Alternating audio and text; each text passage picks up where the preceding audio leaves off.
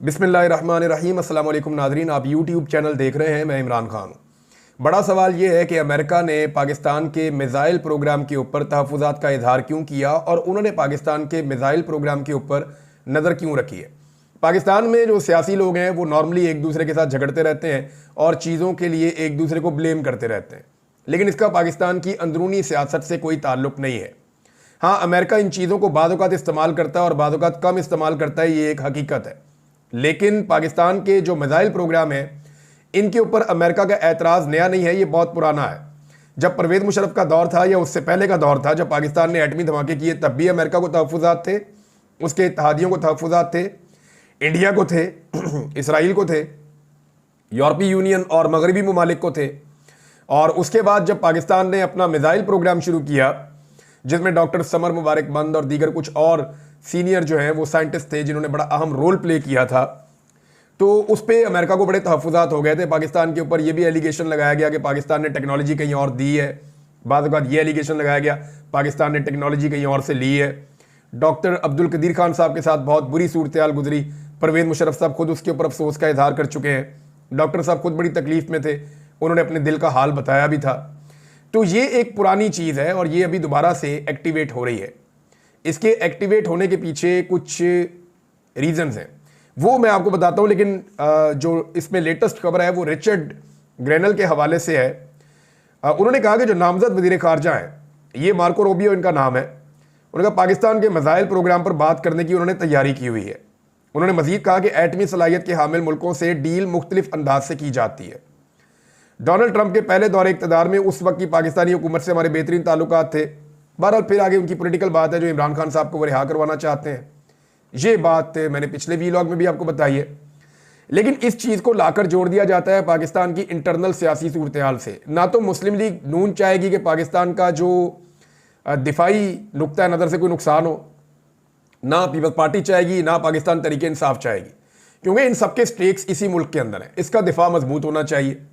अब ये एक दूसरे के ऊपर ये गंद उछालते हैं और स्पेशली पाकिस्तान तहरीक इंसाफ को इसमें टारगेट किया जाता है।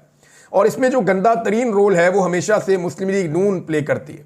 मुस्लिम लीग नून का हमेशा से ये तरीक़ाकार है कि जब भी कभी वो इक़्तिदार से निकलने लगे या मुश्किल में आ जाए तो वो अपनी मुखालिफ सियासी जमातों के ऊपर इल्ज़ाम लगा देते हैं गद्दारी का, और वो ये कहते हैं कि ये दुश्मन के एजेंट हैं। और मजहबी सियासी जमातें भी ऐसा करती हैं, लेकिन मुस्लिम लीग नून क्योंकि एक बड़ी जमात है तो उसकी जानिब से ये बार बार होता है। और होता क्यों है? ये एक हथियार है जिसको इस्तेमाल किया जाता है हमेशा पाकिस्तान की एस्टेब्लिशमेंट की जानिब से। और नून लीग जब भी इक़्तिदार में आती है एस्टेब्लिशमेंट की मदद से आती है। एस्टेब्लिशमेंट के साथ इनकी छोटी मोटी झड़पें भी होती हैं, लेकिन एस्टेब्लिशमेंट की अब तक की जो सबसे बड़ी सहूलतकार पाकिस्तान में कोई सियासी जमात है तो वो बड़ी जमातों में मुस्लिम लीग नून है।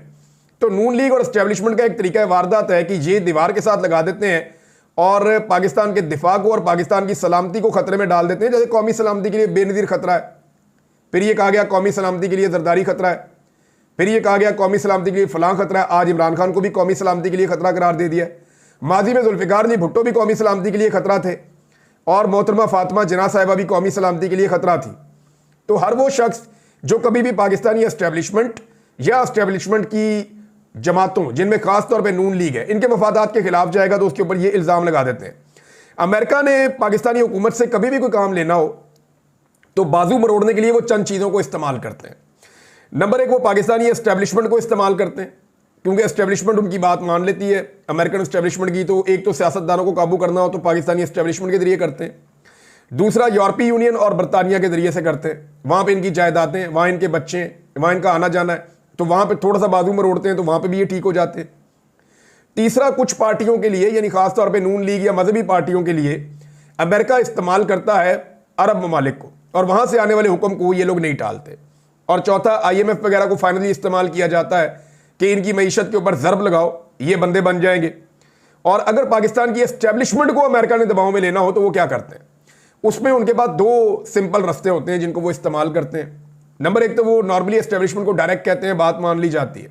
जैसे मुशर्रफ साहब ने, ज़ियाउल हक ने, सब ने बात मानी, आज भी बात मानते हैं। जैसे बाजवा साहब ने बात मान ली फौरी तौर पे, और बाजवा साहब तो चाहते ही ये थे कि इमरान खान का रिजीम चेंज किया जाए, उन्होंने तो ग्राउंड बनाया था तो बात तो उन्होंने माननी थी। अब एस्टेब्लिशमेंट को दबाव में लेना हो तो वो दो चीज़ें करते हैं। नंबर एक, पाकिस्तान की मईशत को ज़रब लगाते हैं। नंबर दो, पाकिस्तान के दिफाई नुक्ता नज़र से पाकिस्तान को ज़रब लगाने की कोशिश करते हैं। जिसमें पाकिस्तान का एटमी और पाकिस्तान का एक प्रोग्राम है मिसाइल का। इन दो चीजों को वो टारगेट करते हैं अगर पाकिस्तानी एस्टेब्लिशमेंट को उन्होंने टैकल करना हो। आजकल अमेरिका यही कर रहा है और करने का मकसद क्या है? एक तो देखें, अमेरिका ये नहीं चाहता कि पाकिस्तान इसराइल तक हिट कर सके या पाकिस्तान की जो पहुंच है वो इस खित्ते में ज्यादा दूर तक जाए मिसाइल्स को लेकर। स्पेशली इंडिया क्योंकि एक बहुत बड़ा मुल्क है, अगर आप इसकी चौड़ाई देखें तो बहुत दूर तक है। अगर पाकिस्तान के मिसाइल की रेंज कम हो जाती है तो इंडिया अपनी कैपेसिटी को जो हिट करने की और जो हमला करने की कैपेसिटी है या सलाहियत है उसको दूर ले जाएगा और पाकिस्तान से अपने आप को महफूज करेगा और पाकिस्तान ज्यादा दबकर इंडिया से रहेगा, खुलकर कभी मौक़िफ़ ले नहीं पाएगा। अभी हमने देखा पीसीबी के मामलात में, क्रिकेट के मामलात में तकरीबन सरेंडर था पाकिस्तान की जानिब से। जो इंडियन ने चाहा वही हुआ। हालांकि इंडियन टीम, मैं गारंटी के साथ कहता हूं, अगर यहां पाकिस्तान में खेलने के लिए आए तो पाकिस्तानी जिस तरीके से उनको वेलकम करेंगे और पाकिस्तान में जितने विराट कोहली के फैंस हैं, रोहित शर्मा के फैंस हैं, अगर वो आए खेलने के लिए, और पाकिस्तानी जो है वो बड़ा प्यार करने वाले लोग हैं। हम कोई जंग में, लड़ाई में यकीन नहीं रखते, हम तो पुरअमन लोग हैं और हम क्रिकेट के रियल फैंस हैं। यहां पे आप ये देखेंगे लोग अपनी ग्रीन शर्ट पहनेंगे और उसके ऊपर विराट कोहली लिखेंगे, उसको लोग सपोर्ट करेंगे, उसका बैनर पोस्टर पाकिस्तानी उठाकर खड़े होंगे कि हम आपकी एक अच्छी इनिंग देखना चाहते हैं। क्रिकेट लवर्स हैं, हार जीत गेम का हिस्सा है, हमारा दिल पाकिस्तान के साथ धड़कता है, हम चाहते हैं पाकिस्तान जीते, लेकिन हम ये भी चाहते हैं कि विराट कोहली का अच्छा खेल देखकर हम महजूज भी हों। अब इस वक्त जो है ना वो जो बाइडन की इंतजामिया, याद रखिएगा कि अभी जो मिसाइल प्रोग्राम के खिलाफ बातें हो रही हैं या पाबंदियां लग रही हैं, ये कोई डोनाल्ड ट्रंप नहीं लगा रहा। अगर डोनाल्ड ट्रंप करेगा तो ये इमरान खान के खाते में डाला जाएगा, तब भी ये गलत होगा। ये नून लीग के खाते में भी नहीं डाला जा सकता। ये जो हो रहा है ना इस वक्त, ये जो बाइडन इंतजामिया कर रही है, अच्छा वो क्यों कर रही है उसकी रीजन आप समझिए। जो बाइडन इंतजामिया ने इलेक्शन हारने के बाद अपना एनालिसिस शुरू करवाया, जब एनालिसिस शुरू हुआ तो उनके बाद रिपोर्ट्स आ गई। उनके हारने के जो बड़े फैक्टर्स हैं उनमें एक फैक्टर यह है कि जो मुसलमानों का वोट है वो डेमोक्रेट्स को पड़ता था हमेशा से। मुसलमानों के वोटर्स की अक्सरियत डेमोक्रेट्स को वोट डालते थे, ट्रंप की पार्टी रिपब्लिकन्स को वोट नहीं डालते थे। लेकिन हैरत अंगेज तौर पर, हैरानकुन तौर पर बहुत बड़ी तादाद में मुसलमानों का वोट शिफ्ट हो गया और इसकी वजह से कई रियासतों में वो मतलूबा नताइज नहीं मिले डेमोक्रेट्स को जो उनको मिलने चाहिए थे। अब जब उन्होंने वजूहात का तायुन किया कि मुसलमानों का जो वोट है या वोटर है वो हमारे हाथ से क्यों निकला, तो इसकी जो बड़ी वजूहात है उनमें दो वजूहात थी। नंबर एक, जो सबसे बड़ी वजह है जिसका कोई और मुकाबला ही नहीं कर सकती वजह, वो फलस्तीन का मामला है, गजा का मामला है। गजा में जंगबंदी के हवाले से जो बाइडन कुछ कर नहीं पाया। जो बाइडन की इंतजामिया मुकम्मल तौर पर नाकाम रही, बल्कि उन्होंने सहूलतकारी की वहां जो खून बहा। डोनाल्ड ट्रंप ने यह वादा किया मुख्तलिफ जगहों पर कि मैं इक़्तिदार में आते ही गजा में जंग बंद करवा दूंगा। चाहे वो इसराइल के हवाले से पॉलिसी वही है, सबकी अमेरिकन की एक ही पॉलिसी है, लेकिन कम से कम ट्रंप ने कहा कि मैं जंग बंद करवा दूंगा। तो एक तो ये बड़ी वजह थी। दूसरा, जो ओवरसीज पाकिस्तानी है उन्होंने बड़ी जबरदस्त किस्म की एक कैंपेन चलाई डोनाल्ड ट्रंप के हक में, इमरान खान को लेकर, पाकिस्तान में होने वाले जुल्म और बर्बरियत को लेकर उन्होंने मुसलमान कम्युनिटी को मुतवज्जे किया। ज्यादातर वहां पे मसाजिद हैं, उनमें मुसलमान जाते हैं नमाज पढ़ने के लिए, ओवरसीज पाकिस्तानी बहुत जाते हैं, कम्युनिटियों का हिस्सा है। तो उन्होंने तमाम मुसलमानों से रब्ता किया और उन्होंने कहा कि ट्रंप को वोट डालकर देखते हैं। एक तो पाकिस्तान के अंदर जो जुल्म और बर्बरियत हो रही है, वाहिद आदमी है इमरान खान जिसने इस्लामोफोबिया के खिलाफ बात की थी, वाहिद आदमी है इमरान खान जिसने नामूस रसालत के लिए बात की थी। ये बहुत ताकतवर आदमी है और आलमी सतह का एक लीडर है, इसको बाहर निकालना जरूरी है। दूसरा, गजा के अंदर जंग रोकना बहुत जरूरी है। तो इन चीजों को लेकर जो पाकिस्तानी मुसलमान है इन्होंने जबरदस्त लॉबिंग की मुसलमानों के बीच में और वोटर्स को शिफ्ट करवाया। अब ये जो बाइडन इंतजामिया को इस बात का एहसास हुआ कि पाकिस्तान के अंदर जिस रजीम को हमने सपोर्ट किया कि जो मर्जी आप करें हम आपके साथ हैं, वो रजीम ओवरसीज पाकिस्तानियों की सपोर्ट दिलवाने में मुकम्मल तौर पे नाकाम रहा। हालांकि इन्होंने बड़े दावे किए थे कि ओवरसीज पाकिस्तानी आपका साथ देंगे, लेकिन ओवरसीज पाकिस्तानियों ने साथ नहीं दिया जो बाइडन का, जिसके नतीजे में उनको एक बड़ा डेंट पड़ा और कई रियासतों के अंदर उनको शिकस्त हुई इस वजह से, या उनके वोटर टूटे हैं। कम से कम मुसलमान वोटरों का एक फैक्टर है, ये ऐसा नहीं है कि सारा कुछ मुसलमानों ने किया, लेकिन एक फैक्टर वो है और इस वजह से उनकी आप पॉलिसी अब थोड़ी सी बदलती हुई भी देख रहे हैं। अब इसमें एक चीज आप और अपने ज़हन में रख लें कि इमरान खान के साथ जो भी हुआ ना, इसमें जो बाइडन इंतजामिया की सहूलतकारी शामिल है पाकिस्तान में जो भी हुआ। अब अमरीकी ये नहीं कह रहे कि इमरान खान को हुकूमत में, यानी अब ये प्रोपेगेंडा किया जा रहा है कि जनाब, कल तक ये कहते थे कि जनाब बैरूनी मुदाखलत नहीं होनी चाहिए, तो बात ये अब पूछी जा रही है कि अब ये क्यों कहते हैं कि जी ये मुदाखलत ठीक हो रही है। तो हलाल मुदाखलत और हराम मुदाखलत की किस्म के सवालात किए जा रहे हैं। तो इसका सिंपल जवाब मैं आपके सामने रख देता हूं कि अमेरिका की उस वक्त की डिमांड और अब की डिमांड में फर्क है, और यह काम पाकिस्तान को बगैर मुदाखलत के खुद करने चाहिए। मैं आज भी ये कहता हूं कि बाहर वाला कोई हमें आगे समझाए या हमसे आगे बात करे, इससे बेहतर है कि हम खुद समझें और अपने फायदे और नुकसान के मुताबिक खुद बेहतर फैसले करें और आवाम के फैसलों को माने। अब पहले जो मुतालबात थे वो क्या थे, या जो बाइडेन ने इंतजामिया ने क्या किया था? नंबर 1, उनका वाज़ेह हुक्म आया था कि हुकूमत गिरा दी जाए इमरान खान की। नंबर 2, उनका वाज़ेह हुक्म था कि इमरान खान को इक़्तिदार में नहीं रहने देना, दोबारा इक़्तिदार में ना आए। फिर जितना भी जुल्म और बर्बरियत पाकिस्तान में हुई उसमें वो मददगार रहे। इलेक्शन धांधली के ऊपर वो मुकम्मल खामोश रहे। मुतनाज़ तरीन आइनी तरामीम हुई, MNAs और सेनेटर्स को अगवा किया गया, इसके ऊपर वो बिल्कुल नहीं लिखे। बहुत सारे लोगों ने लिखा, वो बोले ही नहीं। इंसानी हकूक़ की खिलाफ वर्जियों और जबरी गुमशुदगियों पर भी अमेरिका हैरान कुन तौर पर ना सिर्फ खुद खामोश रहा बल्कि अपने इत्तेहादियों को भी तकरीबन खामोश रखा। IMF और दीगर इदारों के जरिए से पाकिस्तान की बदतरीन पॉलिसियों और बदतरीन माशी हालात के बावजूद उन्होंने मुकम्मल मुआवनत करवाई। तो ये था उनका मॉडल। अब क्या मांगा जा रहा है इस वक्त? इस वक्त जो मांगा जा रहा है, नंबर 1, ये कहा जा रहा है कि इमरान खान साहब को जाली मुकदमात से रिहाई दी जाए। देखें, जिस वक्त ये मांगा जा रहा है ना, उस वक्त इमरान खान ने 99% मुकदमात अपने खुद खत्म करवा लिए हैं। यानी इमरान खान साहब के 180 से ज्यादा मुकदमात हैं, लगभग डबल सेंचुरी होने वाली है उनकी। इन मुकदमात में से इमरान खान साहब के ऊपर 2-3 ही एक्टिव हैं। तो अंदाजा कर ले आप कि उनके जीतने की परसेंटेज या उनकी अपने आप को बाहर निकालने की जो इमरान खान साहब की फतह की परसेंटेज है वो 99% है। तो इमरान खान साहब तो ऑलरेडी चीजें कर चुके हैं। दूसरा यह है कि अमेरिका अब यह कहता है कि मैंडेट का एहतराम करें। वो ये नहीं कहता इसकी हुकूमत हटाओ, इसकी हुकूमत बनाओ, कहते नहीं, ये पब्लिक को फैसला करने दें, मैंडेट का एहतराम करें और इंसानी हकूक की खिलाफ वर्जियां बंद की जाएं। अब ये एक रियल फैक्ट है, हर पाकिस्तानी ये जानता है कि पाकिस्तान में बदतरीन खिलाफ वर्जियां हुई हैं इंसानी हकूक की, और इसमें किसी किस्म की दो राय नहीं है। अब हुआ यह है कि बजाय इन चीज़ों के सीखने के, पाकिस्तान की एस्टेब्लिशमेंट ने अपना मजहबी चैप्टर लॉन्च कर दिया है।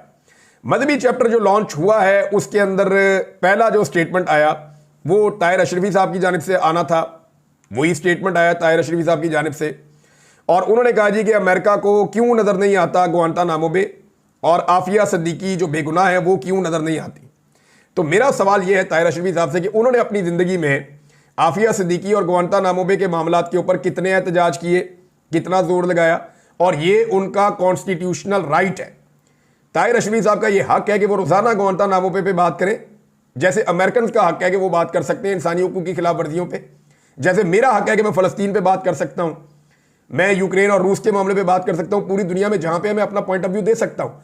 इसी तरह ताहिर अशरफी साहब का ये हक था कि वो हमेशा बात करते, जब भी जाते सऊदी हुक्मरानों को मिलने के लिए, तो क्या उन्होंने कितनी मरतबा सऊदी हुक्मरानों को कहा कि आप अमेरिका से कह के डॉक्टर आफिया को छुड़वा दें, या उन्होंने कितनी मरतबा कहा कि आप मजम्मत करें ग्वांटानामो बे की, या कितनी मरतबा उन्होंने खुद आवाज़ उठाई।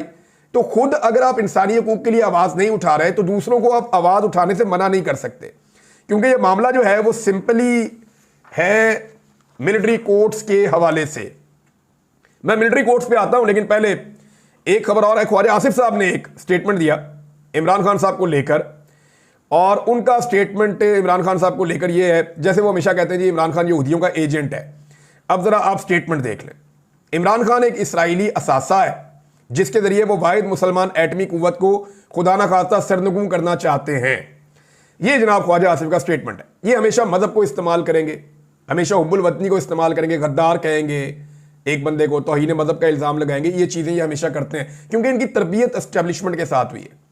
वो एक अभी इंटरव्यू में देख रहा था एक साबिक ब्यूरोक्रेट का, वो ये बता रहे थे कि एक ऑफिसर ने अपनी जेब से 2 कार्ड निकाले और निकाल कर कहा कि इंडियन कार्ड है, ये डाल देते हैं इस आदमी के ऊपर और इस पर केस बना देते हैं। यानी बड़े आराम से, मुझे एक DIG है उन्होंने बताया, उन्होंने कहा मुझे बहुत धमकाया गया, ये कहा गया आप पे ये डाल देंगे, ये डाल देंगे, आपको नौकरी से निकाल देंगे, हमारी बात माने। मैं नहीं मानता था, तो फाइनली कहा कि हम आपके ऊपर तौहीन रसालत डाल देंगे। ये पाकिस्तान की एस्टेब्लिशमेंट ने उनके साथ किया। उन्होंने मुझे खुल के ये बात बताई, कभी वो किताब लिखेंगे तो उसमें सामने भी आ जाएगा। चंद चीज़ें मैं आपके सामने रखना चाहता हूं जिसे ख्वाजा आसिफ इसराइल का असासा कह रहे हैं उसके बारे में।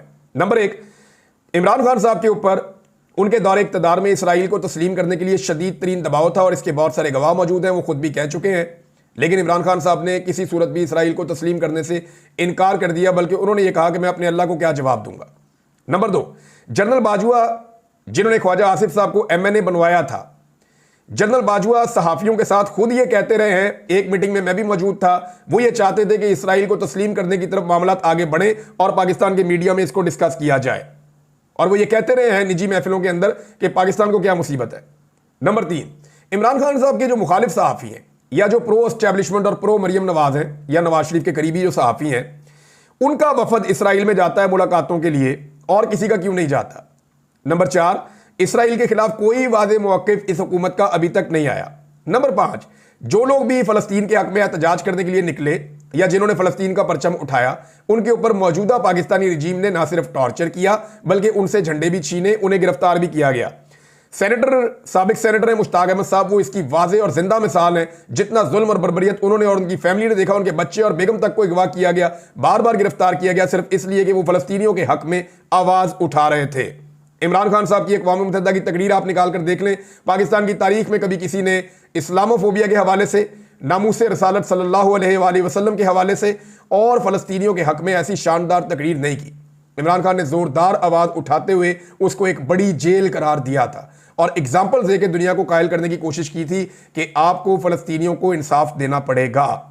अभी एक और चीज़ आप गौर करें कि मौजूदा हुकूमत के दौर में ही क्यों इसराइल ने एक बड़ा हमला किया गजा के ऊपर। तारीख का बदतरीन हमला होता है और मौजूदा दौरे हुकूमत में होता है और ये उसके ऊपर अभी तक कुछ भी करने में नाकाम है। इस हमले को 1 साल से ज्यादा अरसा गुजर चुका है और बदतरीन फ़लस्तीनियों की नस्लकुशी हुई है। तो ख्वाजा आसिफ साहब को देखना पड़ेगा, वो वजीर दिफा हैं, उन्होंने फ़लस्तीनियों के दिफा के लिए क्या किया और इमरान खान साहब ने अपने दौर में क्या कुछ किया था, ये सबके सामने, और उनके ऊपर कितना दबाव था इसराइल को तस्लीम करने के लिए, ये चीज़ अब सारी दुनिया जानती है। और वो सहाफ़ी गवाहियाँ देते हैं जो ख्वाजा आसिफ या उनकी जमात के बहुत करीब रहे हैं। मिलिट्री कोर्ट के हवाले से इमरान खान साहब के कुछ साबिक बयानात पे तनकीद की जा रही है, बिल्कुल ठीक बात है, बिल्कुल ठीक बात है। माजी में इमरान खान साहब ने इसको सपोर्ट किया था कि मिलिट्री कोर्ट से सजाएं हो सकती हैं, लेकिन ये किया था दहशतगर्दों के हवाले से। अब मैं एक चीज़ समझ गया हूँ कि जो चीज़ हम ये समझते हैं ना कि मजबूरी है और इन हालात में ये काम हो जाना चाहिए, चाहे ये काम कानून और आइन की नज़र में गलत है, लेकिन हमारे हालात की मजबूरी है, तो कल को सही काम को करने के लिए जो गलत तरीक़ेकार इस्तेमाल किया जाता है वही मुड़ के हमारे ऊपर भी आ जाता है। यानी हमें ऐसा लगता था कि जो आदमी बम धमाके करे उसको जबरी तौर पे लापता कर दिया जाए, लेकिन फिर हमने देखा कि हर उस बंदे को जबरी तौर पे लापता कर दिया गया जिसने कभी दहशतगर्दी का एक गमला भी नहीं तोड़ा हुआ, एक शीशा भी नहीं तोड़ा हुआ। हमने देखा वही चीज मुड़ के हमारे ऊपर आ गई। लिहाजा जबरी लापता करने की सख्त मुखालफत हमेशा करनी चाहिए थी, आज भी करनी चाहिए, किसी को नहीं करना चाहिए, चाहे वो मुजरिम है चाहे वो नहीं है। आप कानून के मुताबिक चलें। इसी तरह मिलिट्री कोर्ट्स की जस्टिफिकेशन दी गई कि दहशतगर्द हैं, अदालतों से छूट जाते हैं, जजों पे दबाव होता है, तो भाई आप अपने सिस्टम को ठीक करें। यह नहीं हो सकता कि मिलिट्री कोर्ट के अंदर आप सिविलियंस को लेकर चले जाएं, चाहे वो कोई भी, आप नहीं ले जा सकते। अब इसकी मुखालफत करनी होगी। ऐसा नहीं है कि इमरान खान साहब आसमान से उतरे, इंसान सीखता है, वक्त के साथ साथ सीखता है। इमरान खान साहब ने अपनी जिंदगी में अपनी कई गलतियों की निशानदेही करके खुद कहा कि मैं वहां गलत था, मुझे वो ठीक करना चाहिए था। यह एक लीडर की निशानी है कि उसने गुजरे हुए वक्त से और अपनी गलतियों से सीखा और वो आगे बढ़ गया। जो लोग अपनी गलतियों पे अड़ जाते हैं वो कभी भी ठीक नहीं होते। मैंने क्यों जाके बलोचों से माफी मांगी, मैं क्यों अपनी कुछ चीजों के ऊपर ये कह चुका हूं कि माजी में मैंने ये चीजें गलत की, वो इसीलिए कहा कि मैंने वक्त से सीखा और मैंने ये सीखा कि पाकिस्तान ऐसे नहीं चल सकता, ये जुल्म और ज्यादती और इसका सिलसिला अब हमेशा के लिए बंद होना चाहिए। अच्छा, इसमें जनाब अब सजा पाने वाले दाऊद खान के वालिद ने GHQ और वजारत दिफा को ये लेटर लिखा है, जिनको फौजी अदालत से सजा दी गई है कि जनाब आप हमें कॉपी दें फैसले की। अब फैसले की कॉपी आएगी तो आपको बड़ा मजा आएगा नाज़रीन, क्योंकि जो फैसले लिखे गए हैं ना उनके बारे में जो अब तक इतला आ रही है वो बड़े इंटरेस्टिंग है, और जब आप उनके फैक्ट्स पढ़ेंगे तो पाकिस्तान में एक नया मीम्स का सिलसिला शुरू हो जाएगा। आने वाले दिनों में ये फैसले आपके सामने आ जाएंगे। नार की सूरत हाल पर नाज़रीन मैंने बात कर दी है, लेकिन एक चीज़ बताऊं, रावलपिंडी स्टेडियम में अता तारड़ साहब गए, अब उनको वज़ीर आज़म और मरियम नवाज जैसा प्रोटोकॉल तो नहीं दिया जा सकता कि सारे स्टेडियम के अंदर अपने बंदे ले जाके बैठाएं। वहां लोगों ने कैदी नंबर 804 के नारे लगा दिए और पूरे स्टेडियम में इमरान खान के ही नारे लग रहे थे, और एक जो लोगों का फेवरेट नारा है कि मरियम के पापा चोर हैं, वो नारा भी लग रहा था। तो बड़ी शर्मिंदगी हुई इनको, यहां पे जहां जाएंगे पाकिस्तान में नारे लगेंगे चोर चोर के। ये बच ही नहीं सकते, कभी भी ये बच ही नहीं सकते। इन्होंने मैंडेट चोरी किया हुआ है, ये पब्लिक के बीच में जा ही नहीं सकते, ये लोगों को फेस ही नहीं कर सकते, और ये एक रियलिटी है, इससे अब ये नहीं भाग सकेंगे। इन्हें अवाम में वापस जाने के लिए जमहूरी तरीकाकार इख्तियार करना पड़ेगा और उसमें इनको टाइम लगेगा। नाज़रीन, पारा चनार की सूरत हाल पर हम बाद में ज़रूर डिटेल में बात करेंगे, लेकिन मैं आपको यह बताऊं कि हुकूमत की सूबाई और वफाकी हुकूमत दोनों की इस वक्त अव्वलीन तरजीह होनी चाहिए। वहाँ जो रास्ते बंद हैं, अद्वियात का मसला है, बच्चों का मसला है, पाकिस्तान का मीडिया उनका गुनाहगार है और इसके ऊपर हमसे पूछ होनी है बाद में कि इसके ऊपर आपने बात क्यों नहीं की। क्योंकि देखें वहाँ पे 100 के करीब बच्चों के बारे में बताया जाता है, लेकिन जो एस्टेब्लिशमेंट के माउथ पीस हैं खैबर पख्तूनख्वा हुकूमत में बैरिस्टर साहब, वो इसको डिनाई करते हैं। फिर भी सूरत हाल बहुत कशीदा है, सूरत हाल बहुत गंभीर है, इसके ऊपर रियासत को फौरी तौर पर तवज्जो देनी चाहिए। अब तक के लिए इतने, अपना ख्याल रखिएगा, अपने इस चैनल का भी। अल्लाह हाफ़िज़।